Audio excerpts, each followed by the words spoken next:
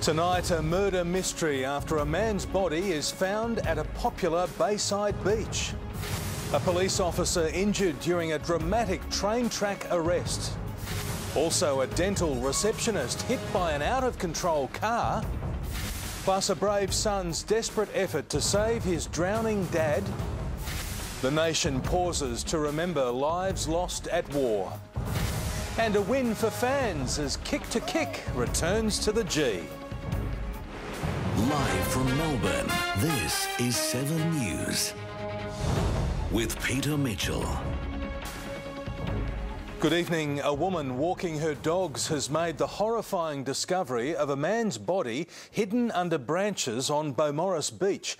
A murder investigation's been launched, but police don't yet know the identity of the victim or how he died. Crudely covered with foliage, the body of the man, aged in his 30s, was found by a woman walking her dog about 8:45 a.m. Even if they don't follow the team that's playing, they'll just come so they can have a kick on the oval. Jackie Quist, 7 News. A moving service has been held in the Netherlands to remember victims of Malaysia Airlines Flight 17, including the 38 Australians who died. That's ahead on 7 News. Also, new suspects in the search for Madeleine McCann. And joy as a war veteran's stolen medals are returned. Australian relatives of victims of the MH17 disaster have joined hundreds of people at a sombre memorial service in Amsterdam. 298 candles were lit, representing those who died when the plane was shot down over war-torn eastern Ukraine.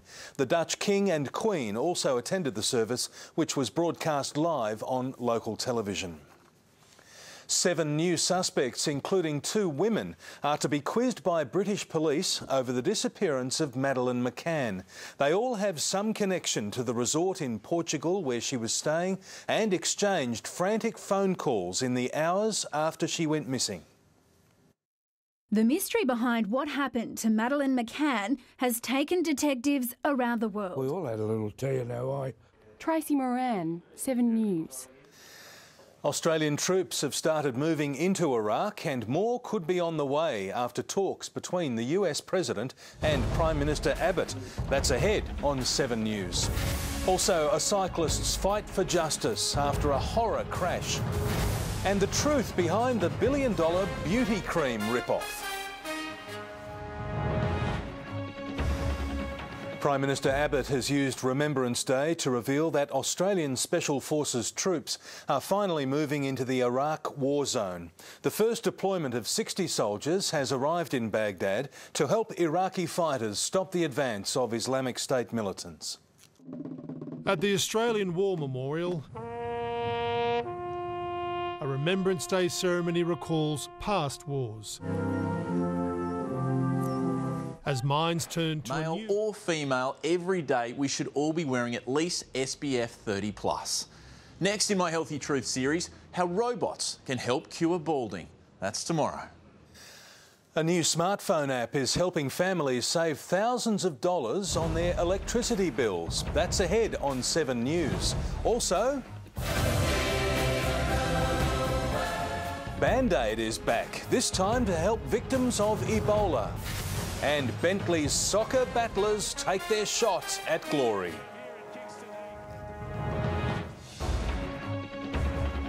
A new smartphone app has been launched to help households save on electricity bills. It allows users to compare the price of new appliances and calculate how much they'll cost to run. Buying household appliances can be a very costly exercise. Fridges, washing machines and dryers are often... non-A-League side to make the semi-finals, and maybe, just maybe, they can pull off the biggest win in their club's history. Mitch? Just maybe. Thank you, Nick.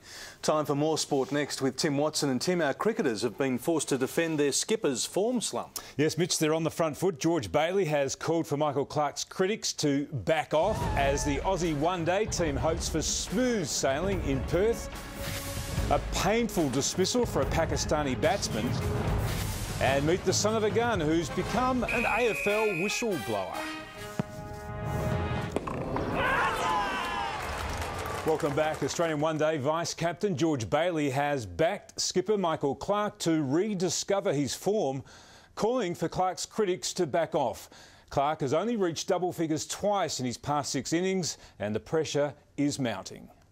The Aussies World Cup preparation effectively starts in Perth. This really is a big series, I think, for us in terms of just finding out exactly where we stand. And while the excitement today focused on the soldiers who were given a look at the car ahead of this weekend's Phillip Island 400. And Mitch, that's sport. Thank you very much indeed, Tim. Checking last night's lotto draw now. The numbers needed for a win: 25, 45, 24, 35, 2 and 32. The supplementary numbers 37 and 12. Now it's time for Joe. And Joe, the weather's heating up. Yes, Mitch, there's a couple of very warm days ahead. I'll have the details next. This weather report brought to you by Australian Super.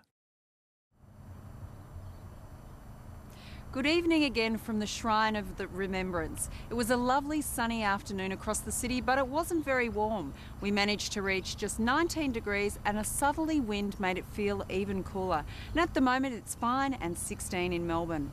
On the satellite, there's a bit of low cloud over East Gippsland, but the rest of the state is clear under a ridge of high pressure. That high will drift northeastwards tomorrow and reach the Tasman Sea on Thursday. Around the country, cloudy and 23 in Perth, mostly sunny and 34 in Adelaide, sunshine for the nation's capital, possible showers and 28 in Brisbane. Victoria's in for a sensational day, sunny right across the state with warm temperatures as well. Closer in, sunny and 24 in Geelong, 28 and sunshine for Watsonia, sunny with light winds at Scoresby and Yarra Glen, sunny and 23 at Frankston with a light afternoon sea breeze. Melbourne's heading for a glorious Wednesday, hardly a cloud in the sky, sunny and 26. Overnight will be a little chilly, just 9 degrees. Looking further ahead, a very warm 34 on Thursday, but the mercury won't linger there for long. Back to 26 and a few late showers forecast on Friday, cool and showery over the weekend as well, and not much nicer for the start of next week either. But tomorrow, the outlook couldn't be better, warming up quickly and staying mild right through the evening. Have a lovely night, Mitch, and I'll see you tomorrow.